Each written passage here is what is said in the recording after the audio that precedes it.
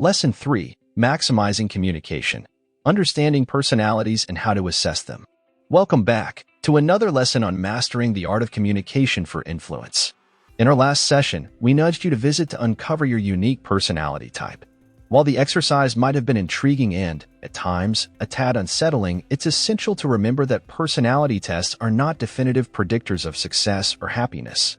Life is like a complex recipe with countless ingredients, and no single test can accurately encompass every aspect that contributes to our overall well-being. The 16 Personalities test is based on the Myers-Briggs Type Indicator, a widely popular personality assessment that you may have heard of if you have a keen interest in psychology. Businesses and individuals alike favor the MBTI, but it's crucial to note that experts in the field often regard it more as pseudoscience than a reliable indicator of personality types. The roots of the MBTI can be traced back to the works of Catherine Briggs and her daughter, Isabel Briggs Myers. Catherine's interest in personalities began in 1917 when she met her future son-in-law and observed differences in his personality compared to the rest of his family. This led her to explore biographies and categorize people into 4 temperaments: meditative, spontaneous, executive, and social. Swiss psychiatrist Carl Jung's book, Psychological Types, resonated with Catherine as his theories aligned with hers but offered greater depth and detail. It's worth mentioning that neither Myers nor Briggs had formal education in psychology, and their self-taught knowledge led them to overlook some critical aspects in their assessments. The MBTI is built upon 4 core personality dimensions: extroversion versus introversion, sensing versus intuition, thinking versus feeling, and judging versus perceiving.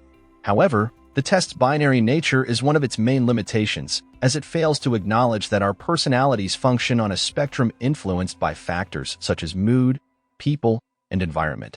In reality, it's entirely possible to exhibit both introverted and extroverted traits. Enter the Big 5 personality test, a more widely accepted assessment among psychologists. Emerging in 1949, the Big 5 theory has undergone continuous refinement over the years.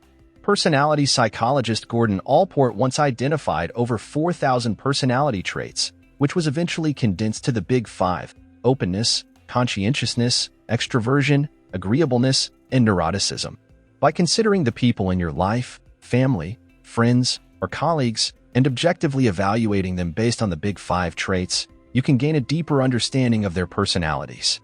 For example, individuals with high openness tend to be imaginative, creative, and curious, while those with low openness may prefer routine, pragmatism, and order.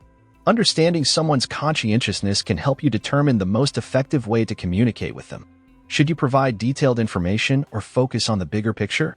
Recognizing when someone is struggling, especially if they're typically organized and prepared, can also help you anticipate potential issues, a valuable skill for leaders, friends, and parents alike. Extroversion, as described in the Big 5 personality test, acknowledges that we exist on a spectrum rather than as exclusively extrovert or introverted individuals. Our dynamic nature means that our extroversion levels can change depending on various factors. It's essential to recognize that both extroversion and introversion are valid, and one shouldn't be preferred over the other. Ultimately, effective communication skills will be more beneficial in forming relationships than simply being extrovert. Agreeableness, another trait on the ocean spectrum, also varies from person to person.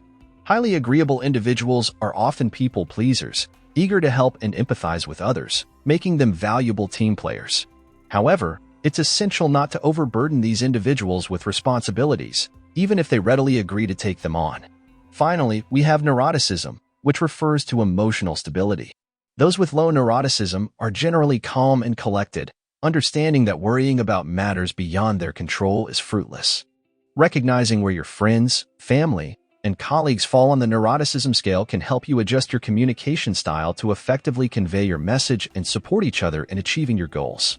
When you have some time, we encourage you to take the Big 5 personality test online to discover where you stand on the ocean scale. This assessment is shorter and more concise than the 16 Personalities test. After completing the test, think about 5 close individuals in your life and consider where they might fall on the ocean spectrum. While you don't need to dive too deep, simply being aware of other people's traits can enhance your understanding of them. Throughout today's session, we have explored various personality aspects and how understanding them can improve your communication skills. You might wonder why you should adapt your communication style to suit others when being a powerful leader or influential person is often associated with having others conform to your way of thinking. The truth is that talented communicators rarely achieve success by imposing their perspectives on others. In our next session, we'll delve into the techniques of some of the most prolific and, at times, controversial communicators in history. We'll uncover the traits that have allowed them to captivate their audiences and hold them under their spell. Stay tuned as we continue to unravel the secrets of influential communication. We can't wait to see you in our next session.